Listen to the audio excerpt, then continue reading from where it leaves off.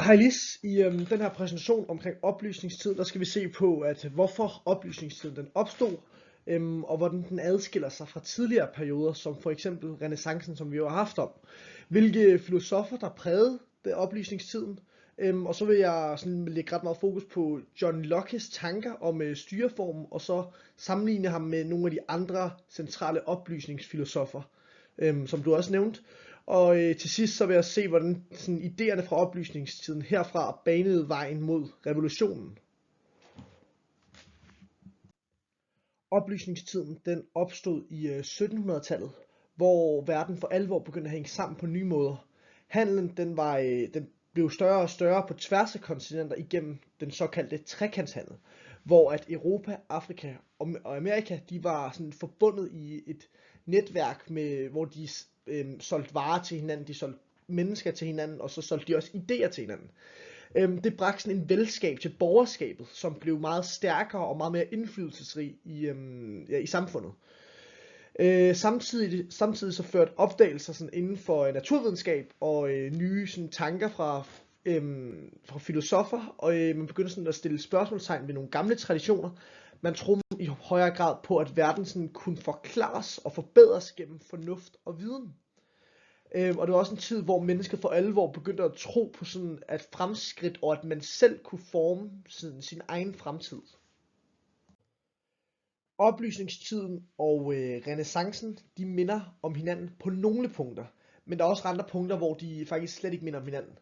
Renæssancen, den startede i Norditalien, som vi jo har snakket om, i de rige bystater som Firenze og Venedig. Her gik man op i kunst og kultur, og sådan man genopdagede antikkens storhed. Det var også en tid med store kunstnere, der satte et stort præg på verdenen. Oplysningstiden, som jo kom efter, sådan handlede lidt mindre om kunst, men mere om idéer. Det var tanker om, hvordan samfundet det burde fungere, der fyldte ting som for eksempel frihed, fornuft og rettigheder. Bogtrykkerkunsten, som vi snakkede om, opstod under renæssancen. Det spillede også en kæmpe rolle i oplysningstiden. Det gjorde det muligt at sprede de her idéer om frihed og fornuft meget hurtigere rundt, så folk kunne læse de her bøger og diskutere dem. Og derfra begyndte at stille spørgsmålstegn ved, hvordan verden virkelig var indrettet. Når man taler om oplysningstiden, så er der nogle helt centrale tænkere, som sådan satte retning for de her idéer, som jeg beskrev før. Og de her idéer, de kom til at ændre verdenen, og man kan se rigtig mange idéer i det samfund, vi lever i i dag. John Locke, Montesquieu, Rousseau og Voltaire, jeg ved ikke, om jeg udtaler det rigtigt, men i hvert fald dem, de er blandt de mest kendte af de her tænkere. De havde deres fokus og tilgang til, hvordan sådan samfundet det skulle indrettet, og hvordan mennesket kunne opnå frihed og retfærdighed. De var enige om én ting i hvert fald, og det var, at verden den skulle bygges på fornuft og ikke bare tradition og magt. Og nu vil jeg så dykke lidt mere ind i sådan hver en af dem og hvad de så stod for. Montesquieu, han er, ja, hvis jeg udtaler det rigtigt, han er nok mest kendt for sin idé om magtens tredeling. Han mente, at magten den skulle deles op i tre uafhængige instanser. Den lovgivende, den udøvende og den dømmende magt, som vi jo kender fra det system, vi lever i Danmark i dag. Pointen var, at de skulle sådan holde hinanden lidt i skak, så ingen de kunne misbruge magten. Det var en form for balance i det her system. Han argumenterede også for en fri forfatning, hvor borgernes rettigheder blev beskyttet af loven. Montesquieus idéer har haft en enorm betydning for, hvordan sådan moderne demokratier fungerer i dag. Blandt andet, som jeg sagde før, i forhold til magtens tredeling, det er præcis den måde, vi lever i Danmark, hvor vi har den udøvende, lovgivende og den dømmende magt. Så har vi så Jean-Jacques Rousseau. Ham her, Rousseau, han havde en særlig idé om, faktisk en helt særlig idé om, hvordan et samfund det skulle fungere.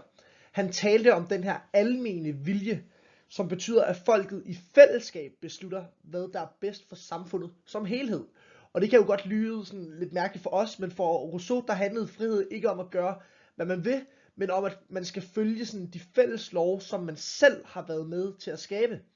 På den måde er man fri, fordi man ikke er underlagt andres vilje, men følger de regler, som alle har været med til at bestemme. Rousseau han mente, at det her det var vejen til, at man kunne opnå et retfærdigt og harmonisk samfund. Så har vi Voltaire, og han var en af oplysningstiden mest sådan, markante tænkere, og han var sådan en meget stærk fortaler for tolerance, især når det kom til religion. Han var kendt for en meget sådan, skarp kritik af både kirken og staten, og deres kontrol over menneskets liv. For Voltaire, der var ytringsfrihed en helt grundlæggende rettighed. Han mente, at alle skulle have mulighed for at sådan, udtrykke deres holdninger uden frygt for at blive straffet. Han brugte sine skrifter og sin humor til at udfordre autoriteter, men altid med det her samme formål om at fremme frihed, fornuft og retfærdighed. Så er det så John Locke. Han var en af de mest indflydelsesrige filosofer fra oplysningstiden. Han, som i den tekst vi har læst, han forestillede sig sådan en naturtilstand, hvor mennesker de skulle leve uden lov eller en stat, men de havde stadig sådan naturlige rettigheder som frihed, ejendom og liv. For at beskytte de her rettigheder, så indgik mennesker en samfundspagt, altså en aftale om at oprette en stat, hvor regeringen fik magt fra folket.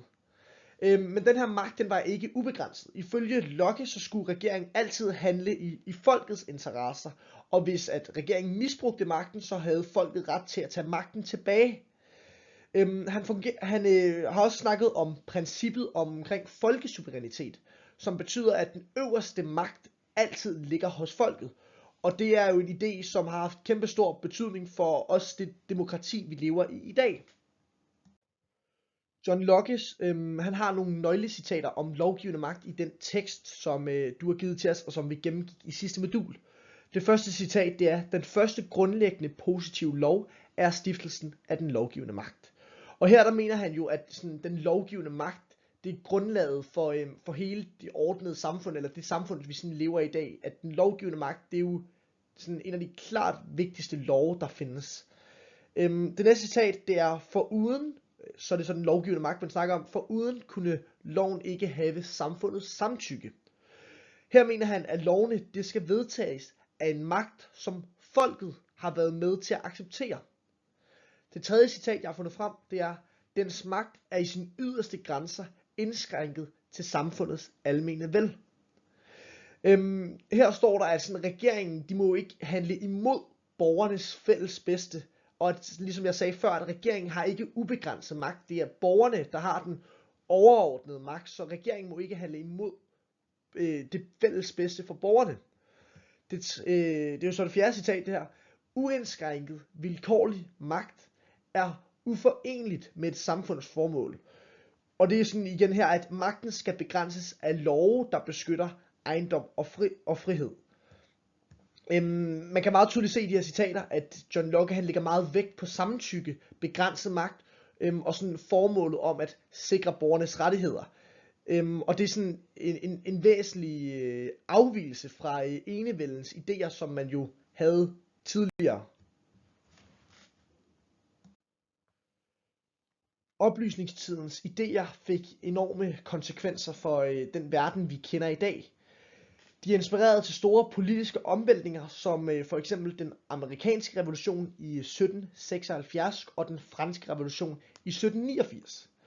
Begge revolutioner her, de byggede på tanker om frihed, lige rettigheder og folkesuverænitet, som vi har snakket om. Ideerne førte også til oprettelsen af moderne forfatninger, der sådan skulle beskytte borgernes rettigheder og sørge for, at magtindehaverne de ikke kunne misbruge den position, de nu var i. Et af de bedste eksempler, det er den amerikanske uafhængighedserklæring, hvor at John Lockes idéer, som jeg har snakket om tidligere, sådan for eksempel retten til liv, frihed og ejendom, den meget, meget tydeligt kan ses i den amerikanske uafhængighedserklæring. Den dag i dag, der mærker vi stadig oplysningstidens idéer, både i sådan vores demokratiske samfund og i sådan vores sådan helt grundlæggende forståelse af, hvad frihed og rettigheder betyder for os som mennesker. Oplysningstiden, det lagde altså sådan et fundament for rigtig, rigtig mange af de værdier og principper, vi tager for givet i dag. Tanken sådan om fornuft har gjort, at vi som mennesker baserer vores samfund på videnskab og sådan kritisk tænkning frem for den her gamle tankegang om traditioner. Ideen sådan om frihed, både i form af ytringsfrihed, som jeg har snakket om, men også religion og personlig frihed, det har skabt et samfund, hvor at vi sådan, i dag vi kan tænke, tro og leve, som vi jo egentlig ønsker, bare det inden for lovens rammer. Og så måske vigtigst af alt, så ideen om demokrati, hvor magten jo ligger hos folket, og hvor regeringen skal være ansvarlig over for dem, de styrer. Oplysningstidens filosofer, de udfordrede de her gamle hierarkier, og viste vejen mod det samfund, som vi jo kender så godt i dag. De her idéer, de har sådan formet verdenen, og de fortsætter med at påvirke os sådan fremadrettet.